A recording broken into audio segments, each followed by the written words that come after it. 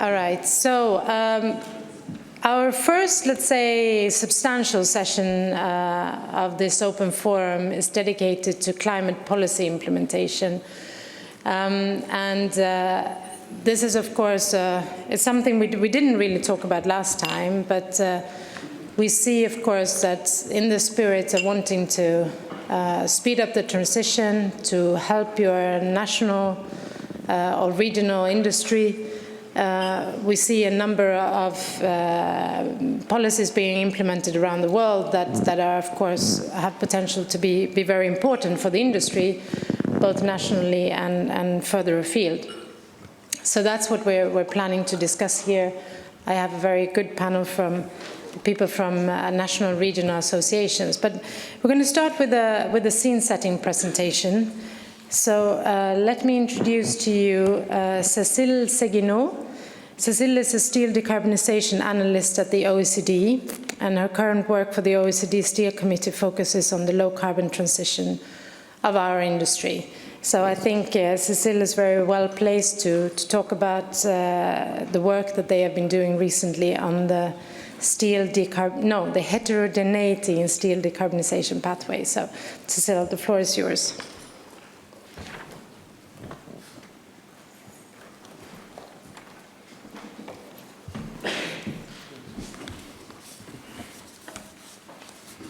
Thank you very much for the introduction and the invitation, and good morning to everyone. So it's my pleasure to be there for this second open forum and to present the report that we prepared on the heterogeneity of the steel industry as a starting point for further discussion on climate policy implementation. But before digging into the report, let me first start with a few words about the structure in which we operate, so the UCD Steel Committee. This committee is a long-standing structure supporting the steel policy community for over more than 40 years now, and which include more than 30 members and participants, including both OECD and non-OECD countries. And a committee with a strong engagement with steel industry associations. So steel industry associations that are indeed taking part to our regular meeting twice a year for this committee.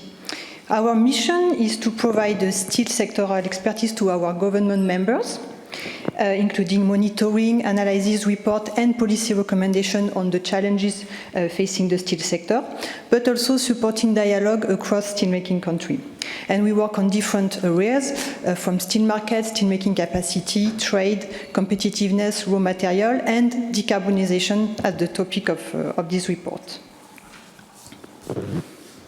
So precisely on decarbonization, we have been tasked this year by the G7 presidency from Japan to prepare a report for the industrial decarbonization agenda, with the objective first to map the heterogeneity of the steel industry, and then to assess the implication of these heterogeneities on decarbonization pathways, definitions for near-zero low-emission steel production, and emission measurement standard and data collection framework.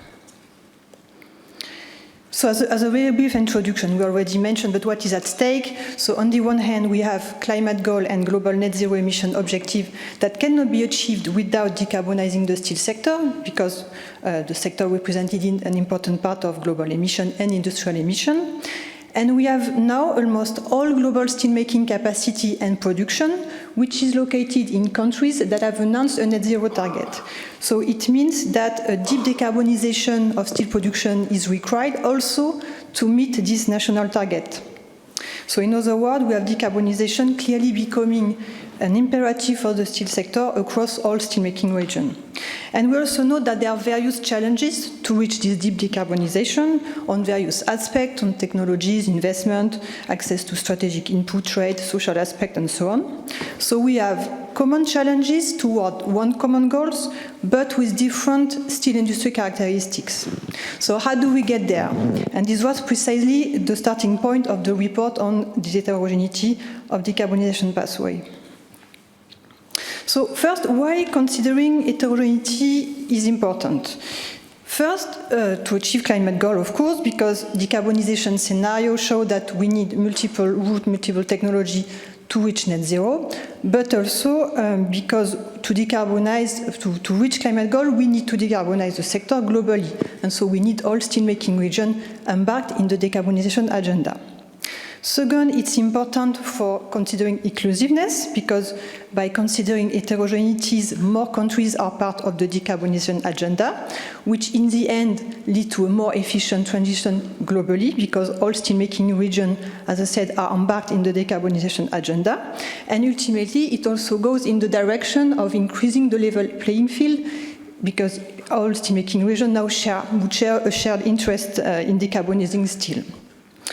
Third, at the more granular level, considering heterogeneity is also important to acknowledge national circumstances, especially the fact that countries may have uneven access to some resources when it comes to raw materials or energy sources. And again, by acknowledging national circumstances, more countries are likely to take part to the steel decarbonization agenda. And finally, as we already mentioned, there are many industrial projects taking place. This is also important to leverage all this progress that is currently have been made by the steel industry and based on various production routes. So in the end, considering heterogeneity in the steel industry is important indeed for a more efficient steel industry transition. To the aspect of heterogeneity that we look at in the report, so we look at 4 different groups of types of heterogeneity. First, difference in terms of asset characteristics, so everything that could relate to capacity, production route, age of asset, for instance. Second group related to differences in terms of input for production, so everything that relates to raw material or energy sources. Market and business environment, for instance, the fact that some countries may be more export-oriented than others, or some countries may have specialized in specific trade, for instance, and heterogeneity in terms of innovation. And so basically, what we have done is that we have mapped this heterogeneity around 20 indicators across these 4 groups of heterogeneity, and for each G7 country, plus China and India as major steel production. And of course, with this picture, it highlights the diversity of the steel industry, reflecting the different circumstances of each economy through all these different countries to show the heterogeneity of these characteristics. So you can find this report is available on our website, where you can find the full mapping of these characteristics across countries. So this is for the characterization of heterogeneity, but what are the implications of these heterogeneities? And first, on decarbonization pathway. So when we think from a decarbonization perspective, and when these different heterogeneities are combined, it implies that the nature, the scale and the pace of decarbonization effort will differ across countries. For instance, what we highlight in the report is that depending on the type of asset, depending on the access to input, the access to innovative technology too, the ability to invest and so on, you are not likely to select the same decarbonization option, and you're also not going to decarbonize at the same pace, whether you have to undertake deep transformation or smaller adjustment to your plants. And there are other differences across countries, other factors that are not necessarily related directly to the steel industry, but which highly influence these pathways too. Typically, everything that relates to the general decarbonization policy framework or low carbon infrastructure. A typical example that we already mentioned is hydrogen. So they may support or limit the development of one specific cross-cutting option.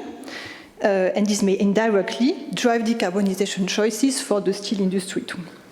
So all this heterogeneity in the end will shape different decarbonization pathways, and this is a key message that the report conveys to the policymaker. Different pathways resulting in a tailored approach to decarbonization to fit country specificities. So moving now to definitions. So how do these heterogeneities translate into definitions for near zero and low emission steel production? Actually, all of these heterogeneities in the end have one impact in common, in the sense that they lead to different starting points and different abilities to transform towards near zero or low emission steel. So these heterogeneities mean that every country, but also steel firm and asset in the end, will position, of course, differently in terms of emission intensity, and thus not likely to comply to the same emission threshold at the same time. And there are different implications of this heterogeneity that we identify in the report, and which are important to be acknowledged when implementing, when applying this definition.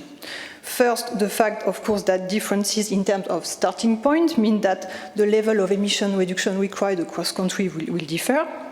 The fact also that some existing characteristics may be an advantage or a disadvantage for a country for their decarbonization efforts. For instance, typically when it comes to the legacy of the type of asset, energy infrastructure and access to resources and energy sources and raw material, access to innovative technology too. The fact that there are differences also in terms of incentive structure, so basically government support, this can also drive differences in terms of ensuring decarbonization effort. Difference in terms of time horizon, we already mentioned this aspect. Time horizon to reach deep decarbonization, in particular if strongly relying on breakthrough technology to decarbonize the production, that will require a longer time frame when relying strongly on this type of technology. And difference is also in terms of product quality. But overall, this implication echo to fairness consideration, and what we highlight is that indeed it should be acknowledging, such differences should be acknowledging when implementing the definition to reflect the differences in the ability to transform. So we talked about definition, but to implement definitions, as we already said, we need emission measurement standard and data collection framework. This is a prerequisite. And this topic of emission measurement standard data collection framework was another focus of the G7 presidency for the industrial decarbonization agenda, with a specific report prepared by the IEA. And so here we also looked at the implication of heterogeneities on these aspects too. And for emission measurement standard data collection framework, so we highlight three types of implications of the heterogeneity: comprehensiveness, ability, and trade aspect. So first aspect, comprehensiveness, meaning that emission measurement standard and data collection framework should be comprehensive enough to cover the heterogeneity of steel production route, the existing production route, but also the potential new production route, the different raw material and energy sources that are used and that could be used with this new route. So the fact that all of this should be covered in the methodology for accounting and data to be collected. Same implication for different types of products. The fact that different type of product implies that the relevant boundaries for this methodology, specific input required from some product have to be reflected also in this methodology. So comprehensiveness of this methodology. Second aspect is about ability, but ability in the sense that the heterogeneities shape differences across firms, for instance, and country, to implement this emission measurement standard, or different ability to build the data infrastructure, to collect, to verify, measure, and reporting. And last aspect, it's about trade and countries' export orientation, in the sense, and this is also a point that we mentioned previously, that it's absolutely crucial that this emission measurement standard, in particular methodology, enable a like-for-like comparison across countries between potential trading partners to ensure that data are comparable across also potential different definitions, as we mentioned just before. So before moving to the conclusion of the report, here I would like to highlight some broader consideration of heterogeneity, broader than this aspect on pure definitions and standards. A first point that was raised by various stakeholders, so in a workshop and a peer review that we organized prior to the release of the report, is the fact that acknowledging heterogeneity should go hand in hand with ambitious emission reduction objective, in the sense that heterogeneity should not be a reason to lower climate ambition, and heterogeneity does not imply that some countries should decarbonize and others not, because of these differences in starting point and ability, but on the contrary, countries should aim for the common objective of reaching near zero emission steel. But because of this heterogeneity, the pathway may differ and the time frame too. Second point that was highly shared, the fact that taking into account heterogeneity requires accompanying policies for implementation. Despite the different decarbonization pathways, there is a common need of having an enabling and supportive policy framework for implementation. But heterogeneity in the steel industry will also result, and across country, will also result in differences across country on these policy choices and policy tools for decarbonization. Third aspect, as we already mentioned, very important that while if there would be different definitions to serve different objectives, for trade policy aspect, it's absolutely crucial that we get shared definition. This is particularly at stake. Also, on, as we said, on emission measurement standard, ensuring that the methodology are comparable and can ensure interoperability between these definitions. So that's a point we emphasize also in the report, very important when it comes to trade. And finally, a consideration that heterogeneity could be acknowledged not only in the design of definition, but also in the implementation when applying such methodology and definition. For instance, what we highlight is that this could be translated using adjustment mechanism to enable a flexible application. For instance, progressive implementation or criteria adjustment depending on the decarbonization progress. With such mechanism, which would acknowledge these differences in starting point and capability, but should be absolutely conditioned to effective decarbonization progress. So this is something we highlight in the report. To wrap up, so on the report and conclusion, so the high-level message that the report conveys for policymakers, it is first that it's crucial to take into account heterogeneity in the steel industry and in decarbonization pathway, in particular when developing definition, emission measurement standard, and data collection framework. The fact that differences in starting point and ability resulting from various types of heterogeneity should be also acknowledged in this decarbonization pathway and definition. Third point, that it's important to consider an inclusive and comprehensive approach when developing this standard and definition.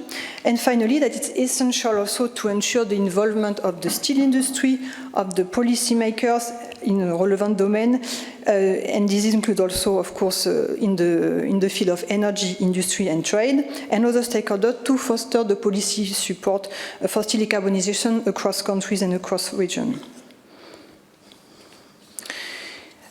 So that was for the report. But beyond the report, which focuses indeed on decarbonization pathway and definition standard, there are wider policy implications resulting from heterogeneity, and in particular, the fact that it implies different policy choices across countries for decarbonization. And it also allows me to make the link with the topic of our next panel discussion. So heterogeneity in decarbonization policies across countries. First, in terms of granularity, some countries today may focus more on generic climate, energy, industrial policy, not necessarily targeting some sectors, but contributing to an enabling policy framework for sectoral decarbonization.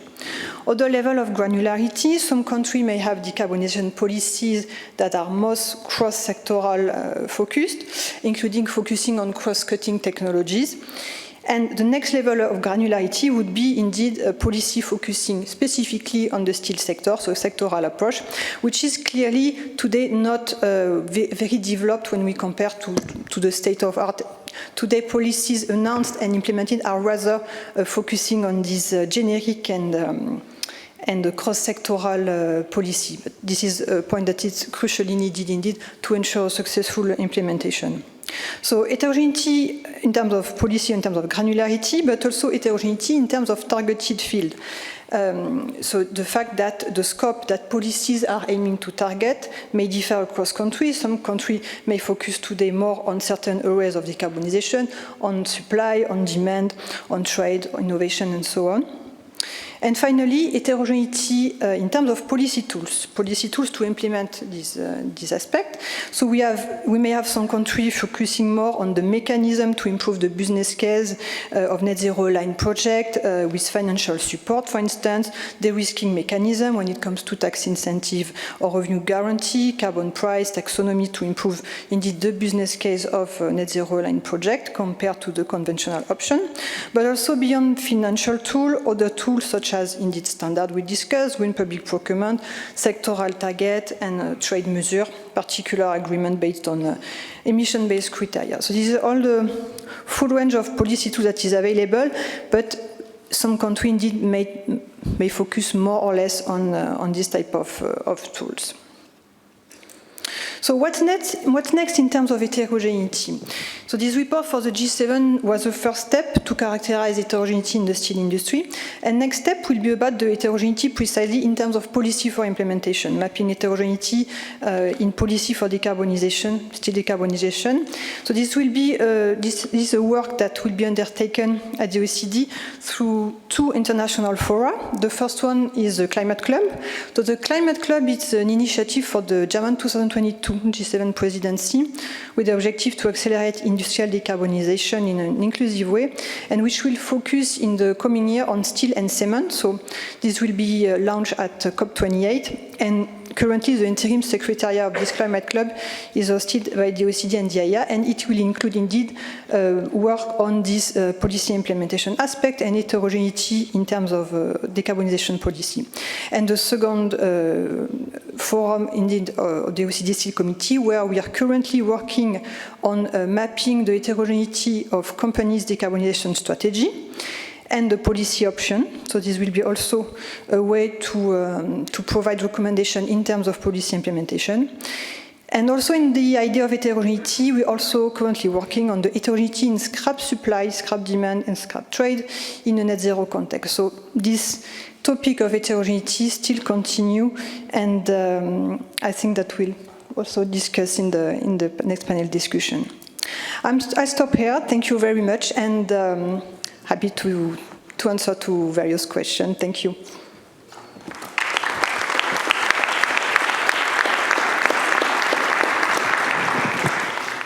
Thank you very much, Cécile, for this presentation. I think that for us in the industry, many of these things are well known. They're not necessarily quantified or so, but we are very aware, of course, that the situation doesn't look exactly the same everywhere. However, very much in the global debate, we hear about the steel industry's path to near zero. So I think this is an important topic to bring to sort of a wider audience. Let me see if there are any questions for Cécile here in the room. Okay, so I have a question there. You have a microphone on the table. Just let us know who you are. Okay, can you hear me? Good. Max Åhman, Lund University. I really appreciate the work by the OECD and to point out the heterogeneity, but there are things that are really not that flexible here, and that is the long-term target for climate. It is essentially zero. The timeline is also quite sensitive. It's 25 to 35 years. We need to be there globally, all. And also given the long-term investment cycles.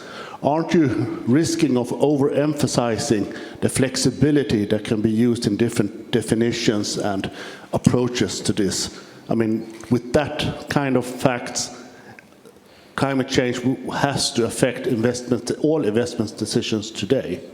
Thank you.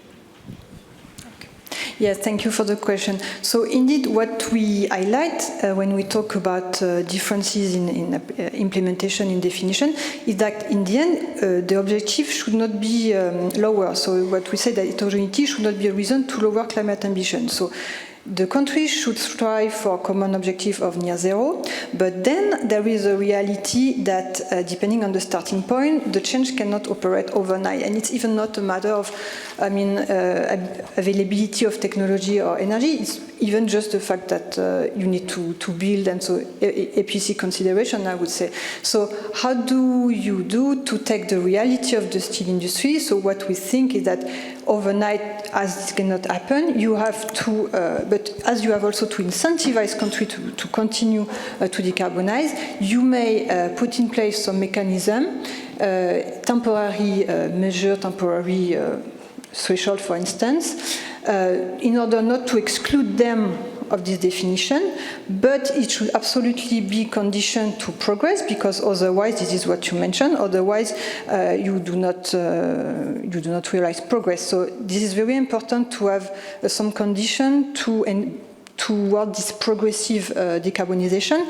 And in the end, it really much relates to what we could say in terms of agreements, so trade agreements. So it's likely to be country by country discussion agreement on how do you consider at the beginning, the end, and what could be the intermediate step toward near zero. And then, of course, as you mentioned, because of the investment cycle and different technologies, there is also, and this will be also part of the discussion in the Climate Club, how to enhance the commitments of country towards some technology, today, because we know that the investment made today will, of course, impact for decades. Any additional question? So I'm referring to the comprehensiveness which you mentioned in the slide. So because World Steel Association reports whatever the carbon emission, I believe it's on scope 1, whereas the greenhouse gas emissions and all are scope 1, 2, 3. So how do we bring in uniformity in reporting? Because the companies like Tata Steel and all, we are reporting 2. Because in our integrated report, we have to mandatorily give GHG norms, not only World Steel norms. So how do we bring, then that covers your comprehensiveness which you mentioned, which also covers the energy as well as the raw materials for integrated steel plants. So maybe it's more to OSA that how do we bring in that uniformity or standardization? No, I don't have the answer to that question, because this is precisely the discussion that have been initiated in the G7 on the other track, so the Emission Measurement Standard Data Collection Framework, and which is still under discussion, and I think that this is something we will also discuss. So, but this is precisely in this context and this group discussion of the G7 that this question have been mentioned. There are also the fact that there are some ongoing initiatives, on trade aspects, also across the world that will start this year, and so it's also an opportunity to see how these accounting and methodology are being implemented, because there could be valuable feedback also for a broader implementation. Thank you. Yeah, on that, I'll come back to that, and I'm planning to ask our panelists about that too. Is there any additional question before we move on? Okay, one over there. Sam from Anglo-American. I think it's really interesting to talk about the heterogeneity as it implies a set of limitations for the transition. But it seems to me that some of those limitations will be structural and not possible to overcome, whereas some of the limitations may be more flexible, for example, funding available if we had the right will and policy incentives. Which of the heterogeneity drivers that you identified are more structural and unchangeable that we have to work with? Thank you for the question. So yes, indeed, as you mentioned, depending on the characteristic, it would be more or less easier.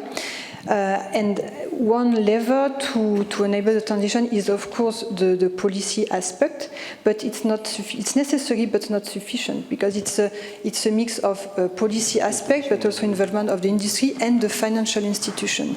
And I think we will discuss this also in another session on the financial aspect. But these are really the combination of the three that can, as you said, change the structural aspect. So, for instance, of course, the legacy of the assets is a very strong driver.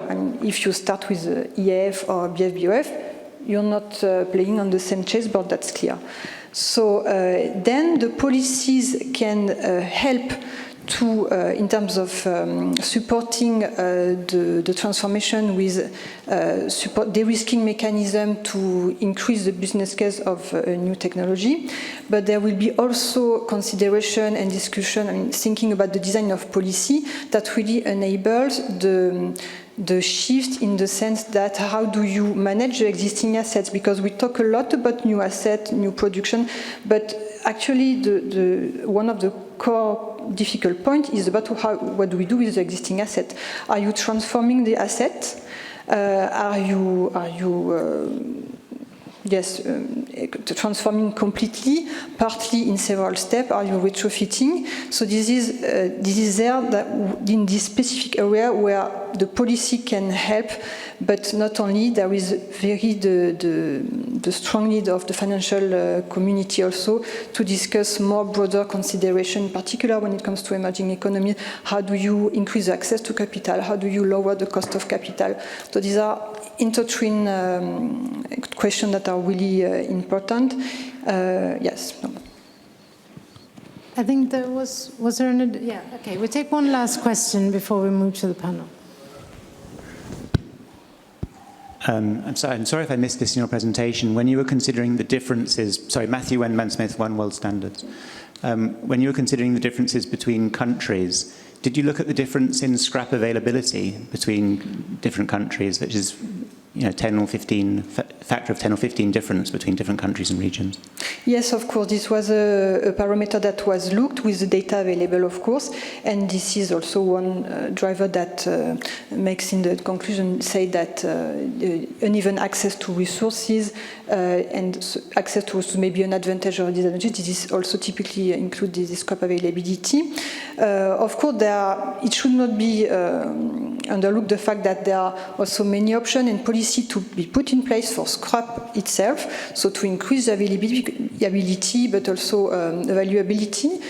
So indeed, differences in scrap availability, but there is also things that can be done and policy to increase to the maximum possible the availability of scrap, and this is precisely a topic we are working on currently on heterogeneity on scrap. All right. Well, let us thank Cécile once again. Thank you so much. Thank you.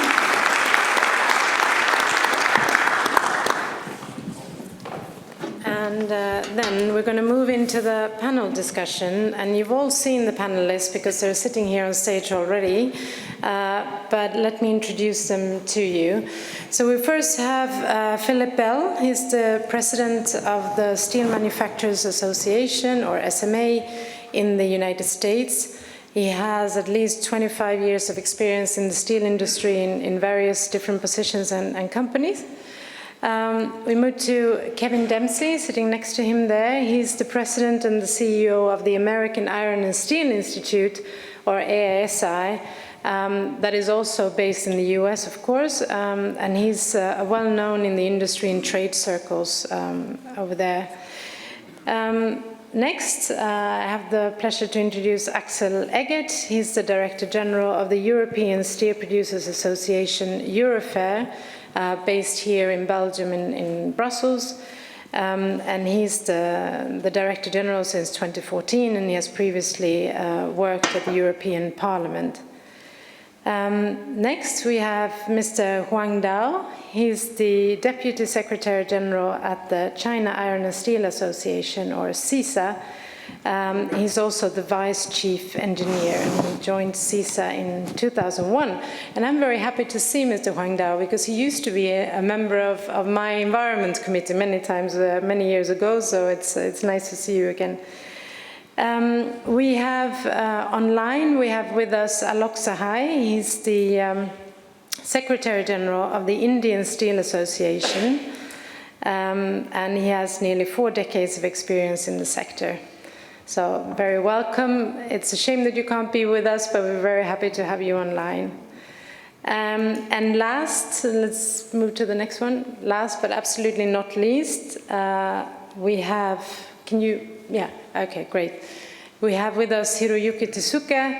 He's an executive fellow of climate change at the JFE Steel Corporation, but he is here in his role as chair of the Energy and Technology Committee of the Japan Iron and Steel Federation, or JISF. So welcome to all of you. I'm going to move and sit next to you. Let's see. Let's put this slide on. All right. So we heard this presentation now about the heterogeneity, and of course this report was done for the Japanese G7 presidency this year. That presidency focused very much on common measurement standards and how we can get the data that we need from the industry. No, I forgot this one, sorry. But before we talk about measurement standards, I hope this is the only time that I'll bring this up, but we got a question before also about definitions. And definitions is a somewhat difficult topic in our industry because there isn't really any agreement, any specific agreement. But I still wanted to have your views on whether we need a common definition, and considering all these aspects of the heterogeneity in our industry, is there a need for one definition, or do you have a view on that? And let's not go into specific methodologies because of defining the definition, because that's the tricky part. But should we aim for one? Who would like to start? Axel, please go ahead. Yeah, thanks, Asa. I must say it's already difficult enough to get a regional definition. We are now working for 2.5 years on that. There's still no agreement within our sector, but I hope that at one point we will come there. The definitions are important in my view in order to incentivize decarbonization. I think it's very clear we need similar methodologies for the measurement of emissions, but when it comes to the definition of what green steel is, or what a pathway of decarbonization could be, we need a system of incentives. And that's, of course, could be different from region to region. So in my view, it is absolutely possible that we have various definitions as a starting point, but all need to have the objective that the steel industry is close to carbon neutrality by 2050.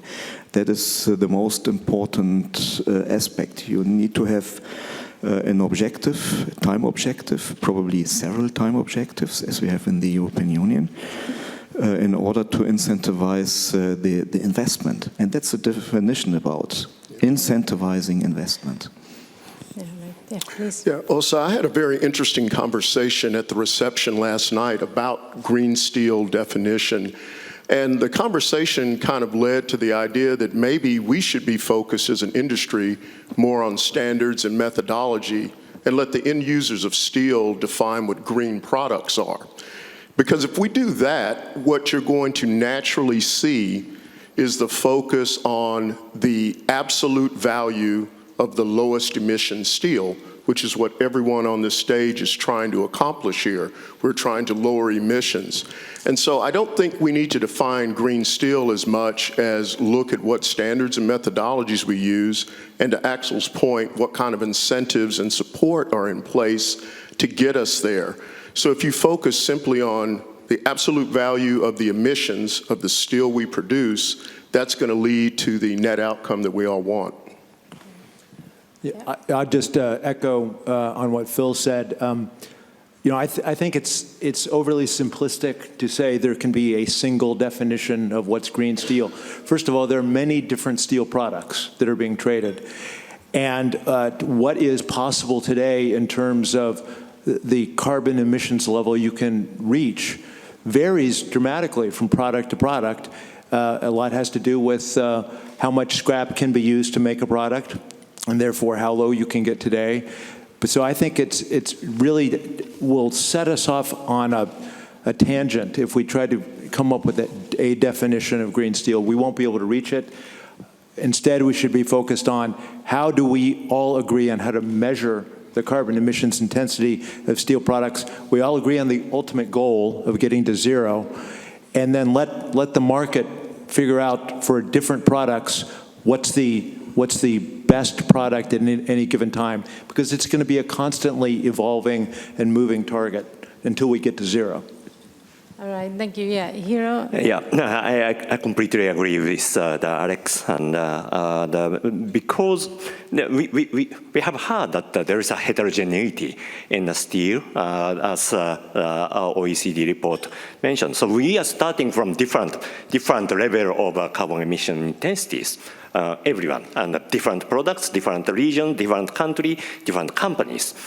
So what is really matter is the reduction of emission. That is where we need to get awarded, recognized. Because we are sharing the same, the final target, which is 2050 net zero emission. So regardless of the pathway, transition pathway, everyone is moving toward that. The progress must be recognized how much you save emission from your own steel. That's the real issue. So the green steel definition of the product may not be really relevant for the steel industry, our own effort. Of course, it is the point of the interest from outside, we know, but the real investment practice, real research practice, real the transition practice are being evaluated by how much progress we move toward the final goal. That's the real issue, but the pragmatic real issue for our industry. Yeah. Thank you. I think we see quite an agreement here among the people on the panel here. Am I right also to say that you are behind the common measurement standards for the steel industry? And if so, what do you think is the role of our industry in defining those emission standards? I don't know if Mr. Huang Dao, if you have a comment on this, but, or Mr. Sahai, essentially, yeah? Would you like to, yeah? Thanks, Chairman. Like the Chairman said that I have 4 or 5 years not to have the international travel. So I'm very happy to take part in the WSA meetings, topic climate actions. The CISA, China and Steel Association, also pushed 2 actions about the green development. One is the extremely energy efficient action. The other is ultra low pollution emission action. As you know, the energy efficient action is linked about the climate action, because reducing the energy cost is very important to reduce the CO2 emission. As the presentation, like the gentleman said, that the China and Japan is low favorability in their research. Maybe I think that the iron steel sector industry in China, some of the pollution prevention and control is very important for the peoples. They are not dislike the iron steel industry. Because as you know, 10 years before, the hazard weather in autumn or winter is very serious. Now the blue and the clean the sky is a return. So I wish the gentlemen and the ladies have chance to travel to China again. You can see more clean and more the clear production in iron steel production in China is very improvement. The Chinese government asked the iron steel production have the serious the standard. The dust must be lower than the 10 milligrams per cubic meter. The CO2, not CO2, the SO2, SOx is below than the 35 milligrams per cubic meter, and the NOx is 50 milligrams per cubic meters. So before the 2025, the 2 years later, the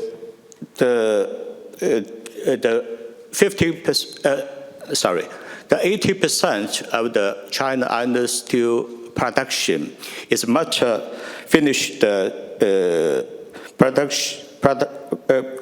pollution prevention and control technological transformation before 2 years later.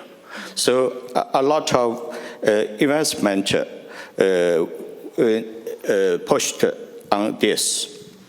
We think the climate change, the action is very important for a group, for the world, for our grandsons and granddaughters, for the future.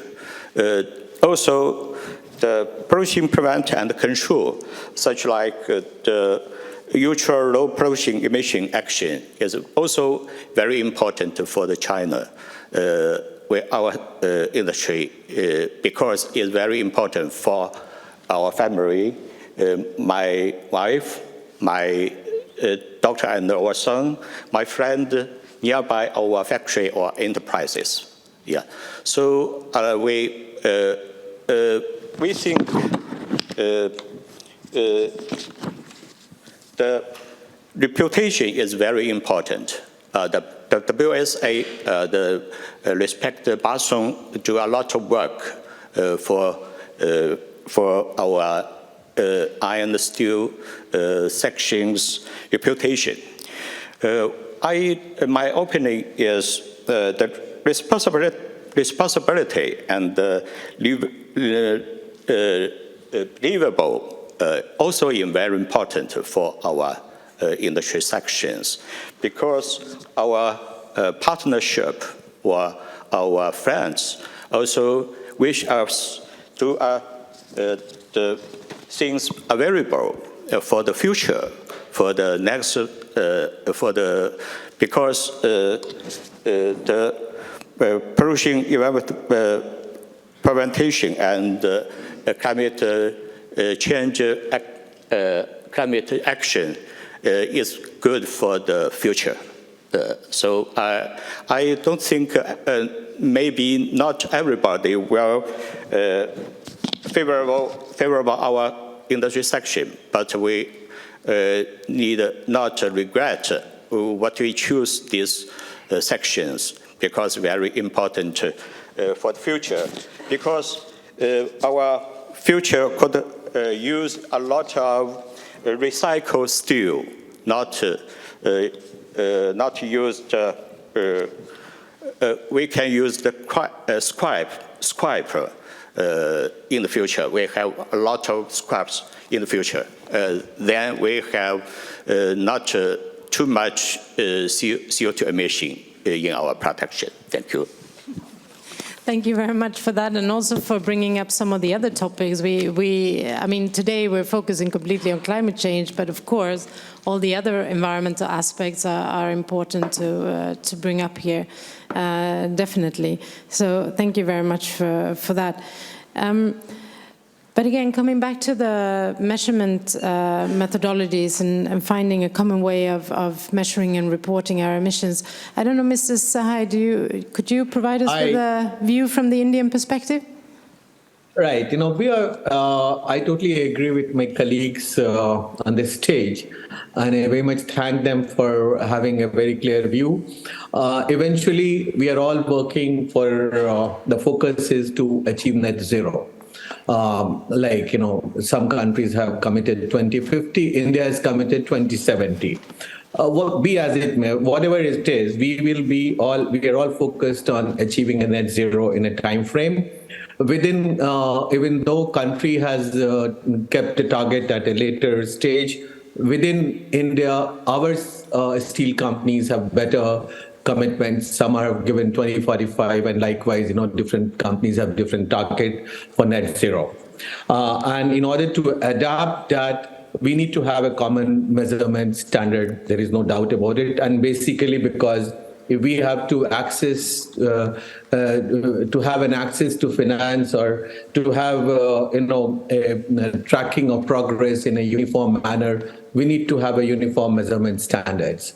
So I agree with all of them that we need to have a uniform standard for measurement that will help the progress of decarbonization. Great. I think there's a conclusion around that, and we're very happy with that. As you heard in my presentation earlier, we have our own methodologies within World Steel, both for CO2 and for life cycle assessments, and we're engaging very much in these discussions now that were initiated, I should say, by Japan in the G7, but is now kind of broadening out outside of the G7. So let's change the topic a little bit. We did say we would talk about government policy, so let's move into that arena. So we see now governments introducing measures, initiatives, policies, regulations, aiming, of course, to help their industry, to speed up the transition and so on. There are two in particular that we hear about almost daily, I believe. One is the carbon border adjustment mechanism here in the EU, of course, that is about to come into force or to reach the implementation stage now in October. Another one is the Inflation Reduction Act in the US, providing support for decarbonization or measures aiming to reduce emissions. And of course, there are others. These are the two ones that we hear most about, but I'm looking forward to hear some from the other countries here on the panel as well.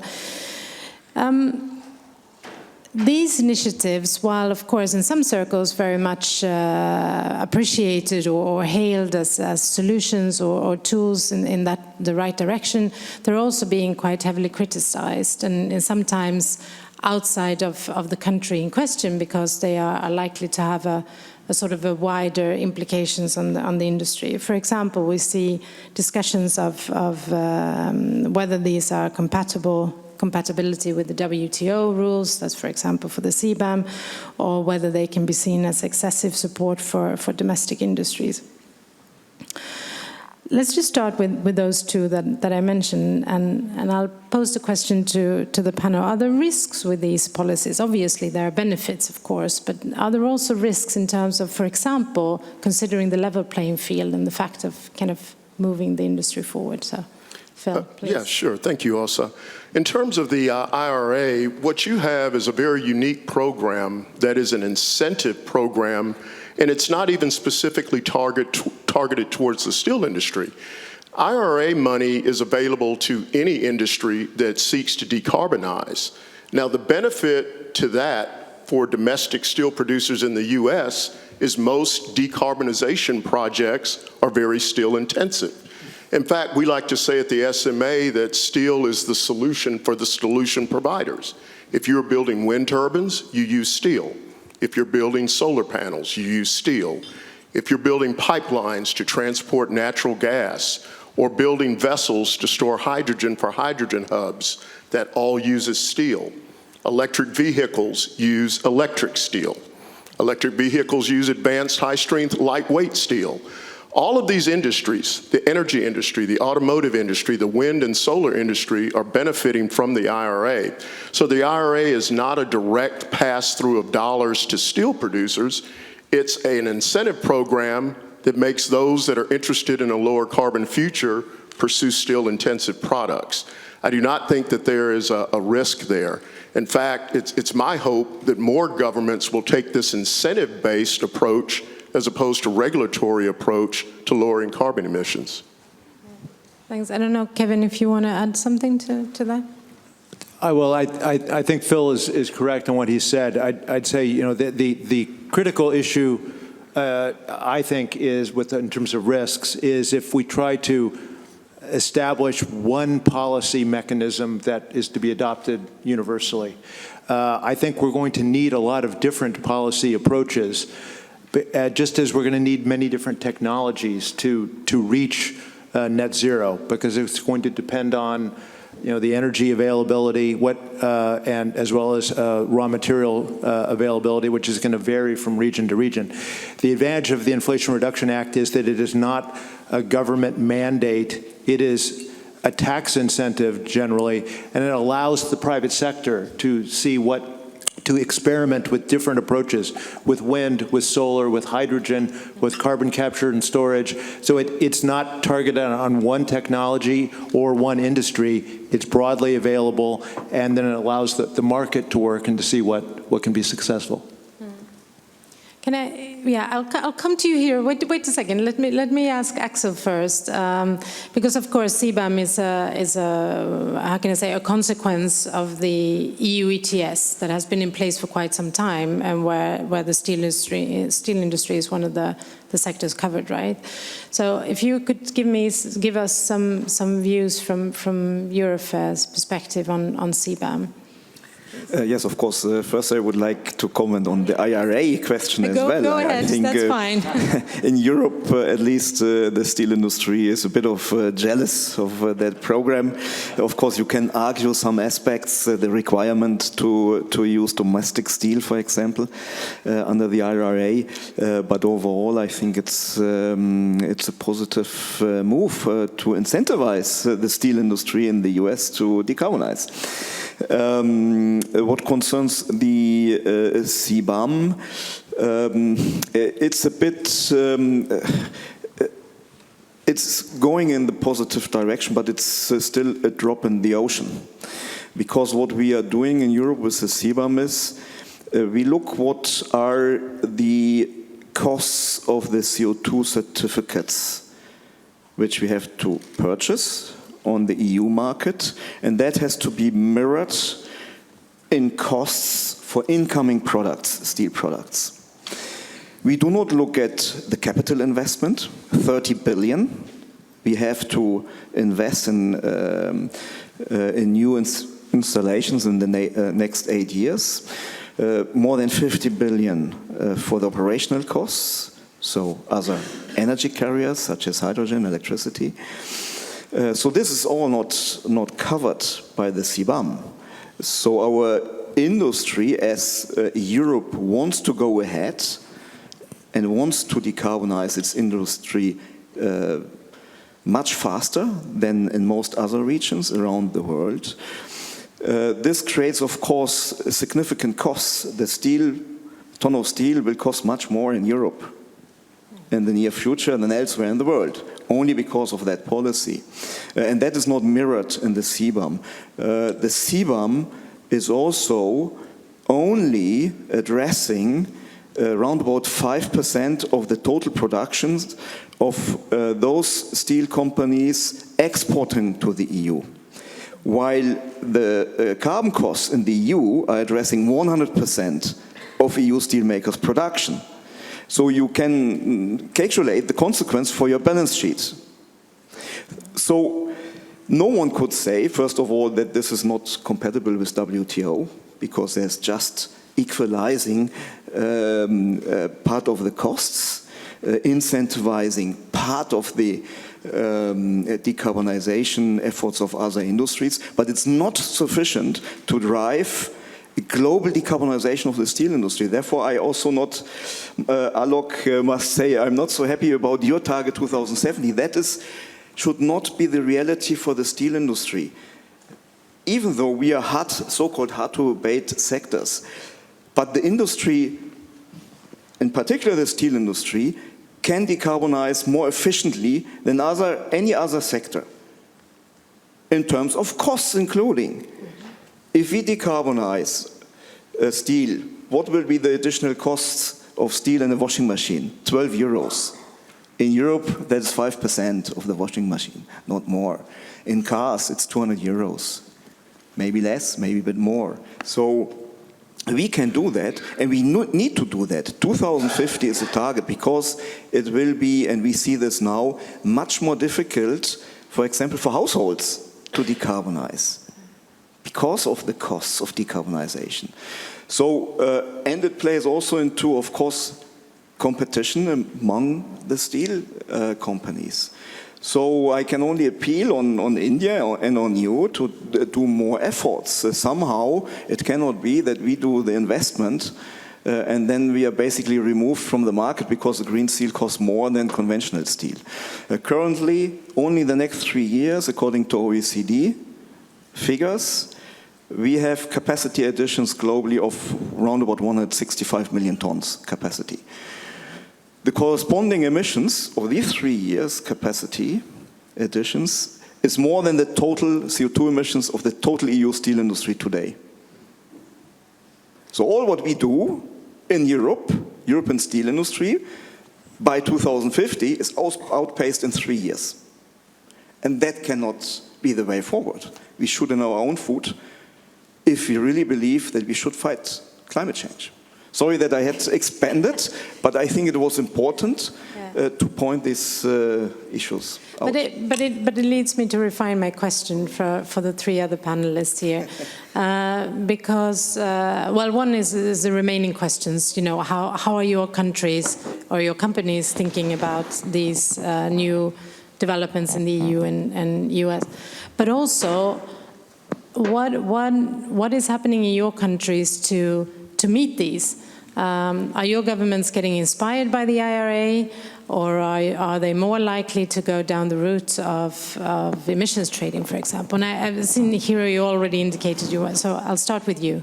Okay, please. Thank you. We have already seen the heterogeneity of steel-related policies. So that's a reality.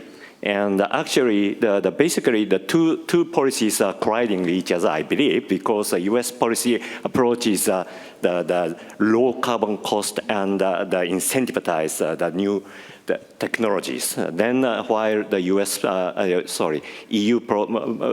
EU policies are focusing more on carbon pricing and higher cost for the greener steel products.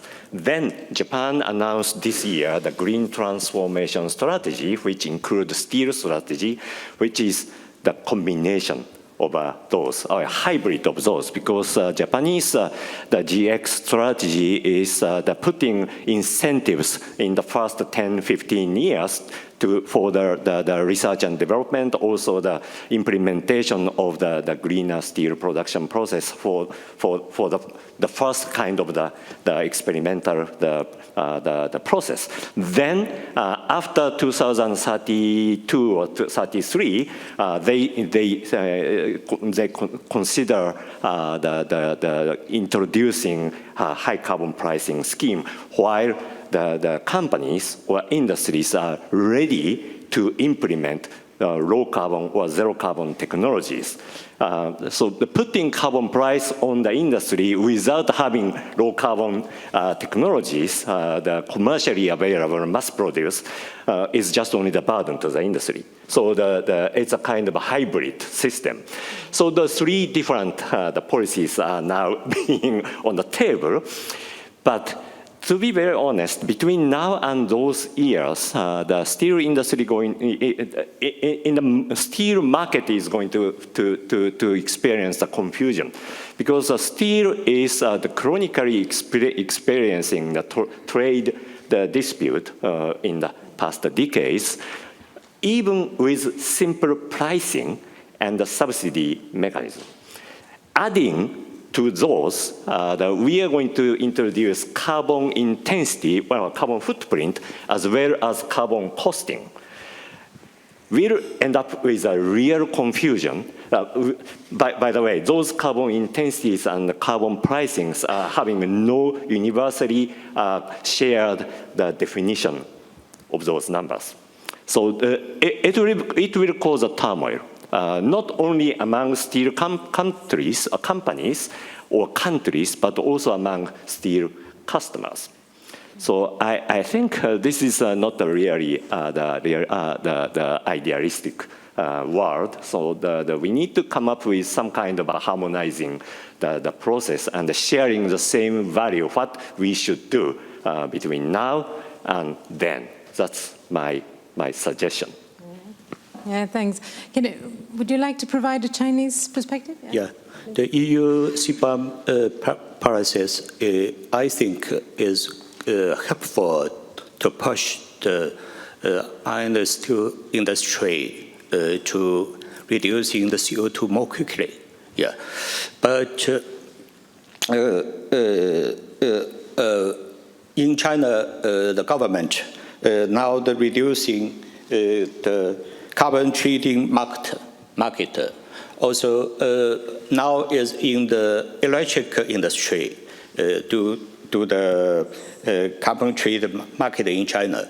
Now they started maybe recent years will be in iron steel industry also push the carbon trade market. So the CISA recent years to the EPT platform for the China iron steel enterprises to check in the CO2 dates and low carbon steel productions. But we studied that the different countries, the dates standards for the CO2 is a little different. So the policies we will be cooperation each other with the WSA, maybe have the same or the similar standard to the dates of the CO2 emission to calculation. The Hank, my friend, before he worked in the WSA, helped me and helped the CISA do this work. I'm very grateful and thanks for his help. So I think that the policies, the basic is the standard, and so we think we will have a more cooperation each other in this field. Thank you. Well, thank you very much for your support. Okay. Mrs. Sahai, can we move to the Indian environment? If I'm well informed, you are discussing a potential emissions trading scheme also in India. Is that correct? Right. Yeah, we are working on a similar kind of scheme in India, and it's going to be rolled out quite soon, as we have already the concerned agency is working to make a framework for that. I agree with the Japanese point of view that these whether it is CBAM or any such kind of taxes which are levied are going to create more and more dispute globally in terms of in the steel arena. And that is something which can be a matter of concern. The issue is that in case of India, we do not know how much steel, green steel, will be saleable. Like in case of Europe, there is one good part that they have more and more customers are committed to buy green, low emission steel. India is yet to come to that stage, and that's why even though we have a low, the exports would be limited, but my cost, the investments are already, they have started, all the major companies have started looking at how to reduce carbon emission. So while the cost will be there, we are not sure about the return right now. And that's the concern, and that is why there are about different task forces created by government to look into that. And we hope to get some solution from government and also some research and development initiatives taken by government in that direction. So one part is, of course, the how these duties, how these taxes would be seen from the trade angle. Another is whether this will help climate initiative by all the countries or a specific country. So we look for any such kind of taxes which are collected should go to a global fund which helps general climate, general carbon footprint reduction. That is what will not create any kind of dispute. Yeah. Well, thank you very much. We're looking forward to seeing the developments, and of course in all steel-making countries, this is of a prime interest to all of us, I believe. I wanted to change the topic a little bit. We've heard customers being mentioned a few times, and of course, many government policies, but also other things are influencing the steel industry customers and how those sectors are changing and the demands that they are putting on us. So I wanted to hear a little bit from you how that is developing in your countries and how big an impact you think that will have on the transition of the industry. Yeah, please, Kevin, go. Yes, I think the role of the customer is really a critical issue for the steel industry. We're seeing in the United States that all customers across the board, certainly in the automotive sector and in the construction sector, there is an intense interest in documenting the carbon emissions profile for the steel products they buy. They're very focused, our customers, on producing a low carbon product themselves, and we are part of their scope 3. And so and for some products, the steel can be a very significant portion of the overall carbon footprint for the final product. So for the auto industry, for example, which has been focused for many years on reducing its own direct emissions by moving to electrification. Now, as they make that transition, they're seeing the materials that go into an automobile as to be the next big thing to tackle. So we're on a regular basis being asked by customers, please give us the data on carbon emissions. And that's why I think that go back to that common measurement standard. It's going to be, I think, absolutely critical, not only for government policy on trade, on buy clean policy, but also for customers to be able to compare products on a like-for-like basis. We really do need to develop within the industry what we believe is the appropriate methodology that fairly allows all steel products to be compared one to each other. What are the right scope of categories to be covered? How do we deal with renewable energy instruments as they play into steel production?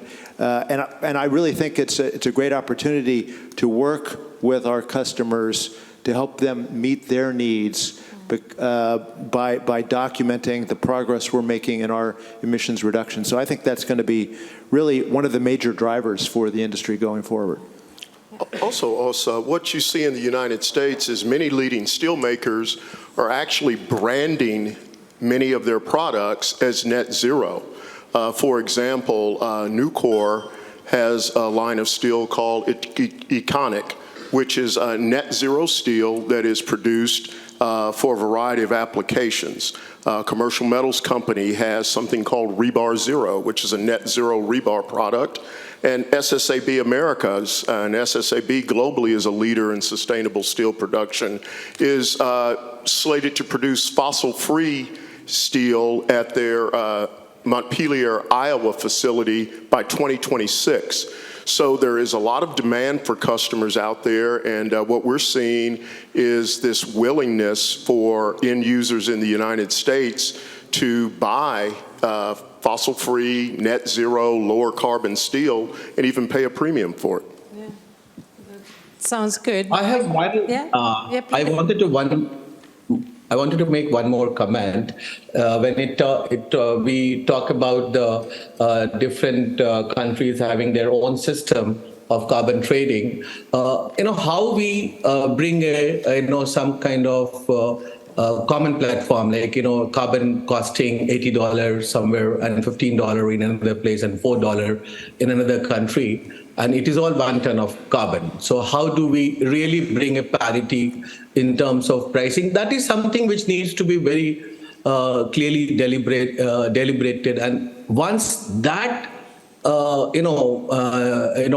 once that benchmark comes, then only we can really target the carbon reduction in true sense.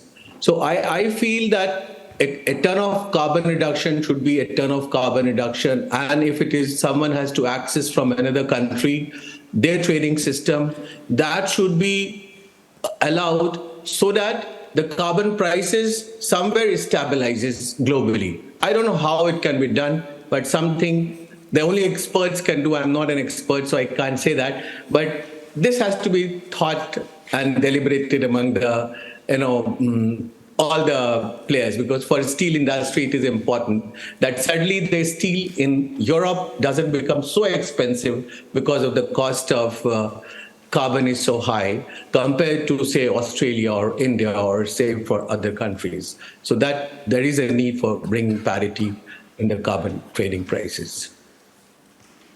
Thank you. All right. Thank you very much, Mrs. Hai. I think what you are describing is the utopia, let's say, of all. No, I don't mean it as a joke or a criticism in any way. It's just that it's apart from in this global climate debate. Of course, the ultimate goal, I think, of sort of everyone is this universal carbon price. That would exactly do what you described. So I think this is something to work towards. And if I'm correct, I believe that's one of the goals from the European Commission related to CBAM is, of course, to because they are giving. Can't remember the term right now, but if you have your own carbon price in your domestic market, you are able to deduct that from the CBAM. So it's sort of somewhat taking care of that.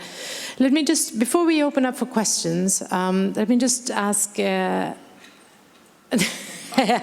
I'll ask you, Hiro. I was going to ask Axel about the customer in Europe, but feel free to comment about Japan as well. So the putting carbon price on the steel is one issue, but and as I agree that because we don't have a common language, because we don't have a common currency, probably it's very difficult to have a common carbon pricing on steel. That's if it is possible, that is ideal. I agree, but the issue is who bear the cost of the carbon on steel. That's probably the key from now and 2030, 2040, because we do need the recovery from the investment. And the producing steel with a lower emission or zero emission will cost a lot, and replacing existing capacity by something new.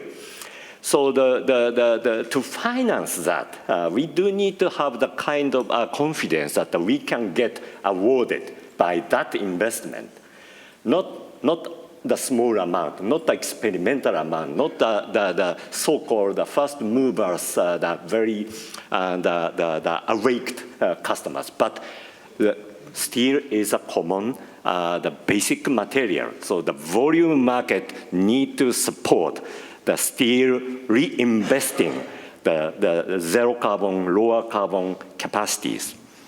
So how to make that environment is probably the critical issue, more critical than developing the innovative technologies. Innovative technologies may come, but the enough the confidence that we can invest into the mass-produced scale, the capacity is another issue. We cannot rely 100% on those processed by the public, the incentives, the subsidies. The market need to support that. So that is probably the issue we need to discuss with our customers or the sectoral base and the global customers, and not regional, because regional solution cannot provide the global solution. That's my point. I don't know, Axel, if you have a quick comment, otherwise I will open up for questions. Of course, the global carbon price would solve everything. You pass on the costs, done. Yeah. But that's not the reality. And in Europe, I echo what Philip and Kevin said. Our customers are very interested. They are demanding information already on the CO2 footprint. They want to purchase green steel or low CO2 steel. But the question at the end is, if you produce millions and millions of tons of green steel, what is the premium you are getting for that? Because also, for example, the auto industry is in harsh competition. If, let's say, the German automotive industry would buy for every single car 1 ton of green steel, I'm not so sure whether they currently would be able to pay the price for that, what that green steel would cost. So the question is, what is the premium they can get? And there, of course, you may, in the current situation, where we have different approaches globally, you need governmental incentives to establish a market for green steel. We are far from there in the moment, in my view. All right. Well, let me now, we have about 10 minutes left of this session, so let me open up for questions from the floor. I don't know, we had Edwin had a comment or a question. Yeah, please. Thanks, also. Not a comment, really. And I think this is a very interesting discussion. So far, we've been exploring different impacts on a level playing field in terms of different carbon costings and different carbon approaches. In the same vein, I just wanted to get the view of the panel, because what we are beginning to see also, and we haven't discussed this yet, is in different places in the world, what I would call a trend towards, call it resource nationalism. In scrap, we start seeing more and more announcements about not allowing scrap to be exported. I've heard the other day for the first time similar comments in terms of high quality iron ore, for instance, not being made available across certain boundaries. What's the view of the panel members? Because this in its own right, this sort of resource nationalism idea in its own right also has quite a strong impact potentially on the levelness of this playing field. Just their comments in the process going forward. Quick answers so we can get another one. Sure, I'll go quick. Yeah, we believe in the free trade of raw materials, Edwin. That's why we're so concerned about waste shipment regulations in the EU. The EU is one of the few regions in the world that defines ferrous scrap as a waste, as opposed to a raw material or a co-product. So I think that that could have detrimental effects on the decarbonization efforts of the global steel industry. Yeah, I'd agree. We cannot, we need to work together to oppose all of these efforts to restrict the export of key steelmaking raw materials. And this has been an issue that I think the OECD Steel Committee has focused a lot on over the years. And I think it's something, frankly, it's the most rapidly increasing form of trade restriction we're seeing in the world are these raw material export restrictions. And that could have very negative impacts on our ability to decarbonize the industry. I absolutely agree, free trade for raw materials, but I think you misunderstood the objective of the EU's waste shipment regulation or of the amendments which are currently being discussed. The objective is that the scrap does not go to facilities outside the EU which do not meet the treatment standards of the EU. I believe this is a very legitimate tool to incentivize also our global trading partners to do more for the environment. I think the market and the customers' demand is our direction, because the CO2 emission, the challenge also is a challenger, but also is a target our must do. The China iron steel industry will do our best to production more and more low carbon steel emission CO2 steel productions for the customer and for the international market. The China iron steel industry is friendly like before, and we will do a cooperation more each other like before. Thank you. Me? Climate change is a global issue rather than local issue. So the local optimization cannot solve the global climate change issue. So monopolizing some kind of the resources in one region cannot solve 1.8 billion crude steel production in the foreseeable future. So we need to work together. That's basically my message. I don't know, Mr. Sahay, if you want to comment as well. I also, I very clearly feel that there should be no restriction. Like in India, when we are going for hydrogen mission, we have kept provision, our governments have kept provision for export because we must share with the whole world, whatever we are going to create in India. And I believe that similarly, scrap should not be restricted by any country for exports, because otherwise we will have difficulty in decarbonization, especially those which are dependent on scrap. All right, thank you. There's a question there? Okay, there's a question just there right in front of me. Would you go first? Let's try to keep it short so we have time for a few. Hello, my name is Małgorzata Kasprzak and I work at the United Nations Environment Programme. I want to follow up on the discussion on methodologies. This one will be on coal mine methane, which seems to be a rather forgotten topic whenever steel climate intensity is being discussed. But as you may know, coal mine methane averages to around a third of the climate footprint of steel. And it's currently not fully accounted for in any of the methodologies.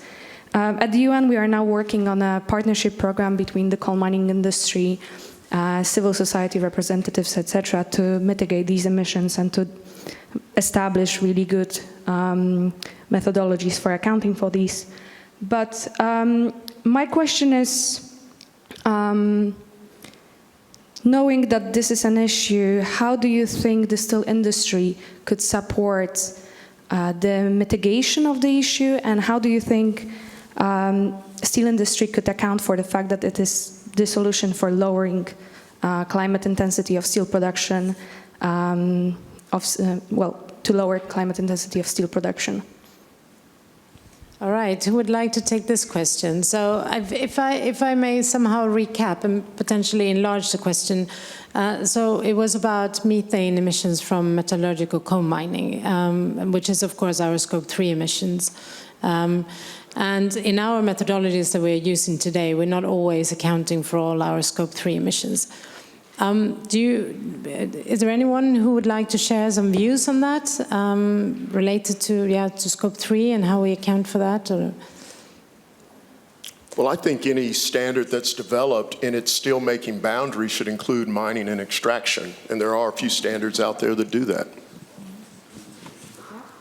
Agree, but of course we need Scope 1, Scope 2.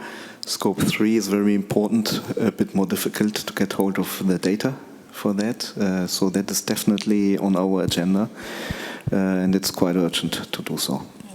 Maybe I can just make a comment, because this is a discussion that we have had internally in World Steel, both in our Environment Committee and also in our life cycle assessment groups.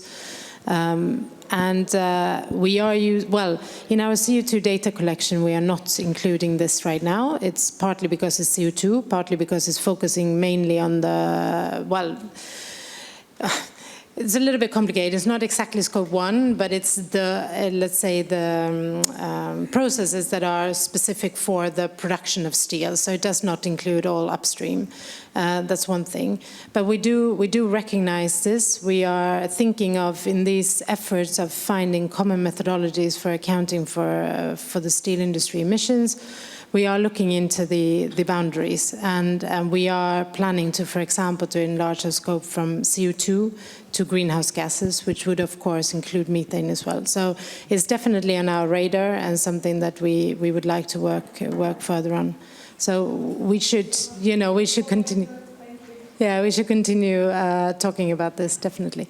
So I saw that there was a question over there from Matthew. Do you want to go next? Thank you, Matthew Enman-Smith, One World Standards. It's really great to see the consensus about the need for credible international ways of measuring the GHG emissions intensity for steel production or for steel production. That's fantastic.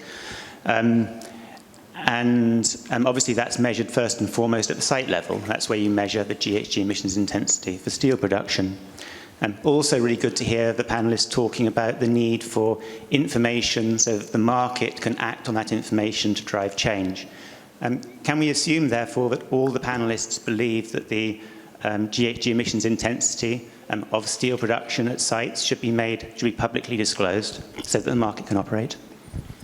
Ooh, interesting. So far, World Steel does not only share these global average numbers, but I believe there is more pressure to publicly reveal company data. Well, in the United States, it is. Every year, any steelmaker that operates a furnace in the United States has to report their GHG emissions to the Environmental Protection Agency through the EPA flight tool. So we're already doing that in the United States. Same in the EU. Same in Japan.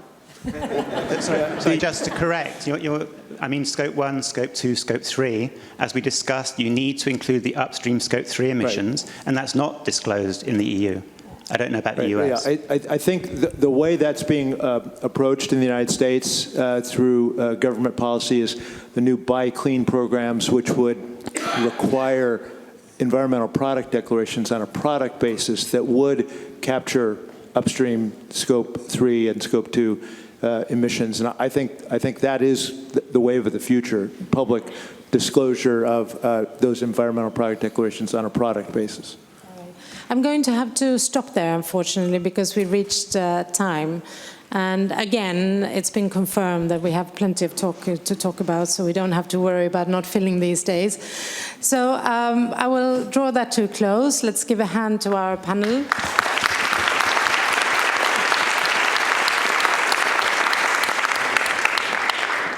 All right, and it's time to break for lunch. So the lunch is being served. For those of you who had breakfast in the morning, it's in the same room, so it's basically on the other side of the coffee area here. You pass the lifts and you go into that room. For those of you who did not have breakfast here this morning, you'll follow someone else, I hope. And we will see you here back in 1 hour at 1:30 for the next session on finance. Oh, one more thing. Because I think we've had some questions related to the presentations. So the presentations will be posted on our website, our public website, and they are being uploaded as they are being presented. So I know that the ones from the opening session are already there.